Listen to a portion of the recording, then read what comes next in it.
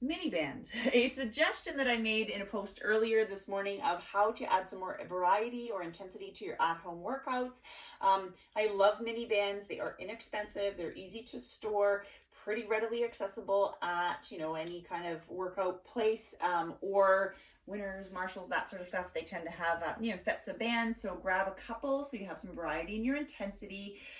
Two things I'll show you. One, take your mini band. If you're doing some squats already, squats, of course, are great for quads, glutes, a little bit of hamstring work. And if you add your mini band, so here are my kneecaps, just above your kneecap, add your mini band to your squat, you're going to begin to activate some of those muscles that are on the outside of the hip joint that take us out to the side and are really important for stability of the hip and the knee, okay?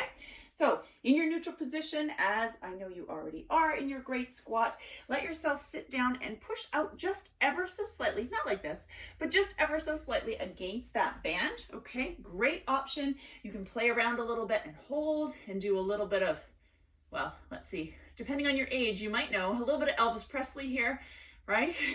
Or back up. So a couple of options. And then I love one of the areas for at-home workouts that can be really tricky to activate is your mid-back.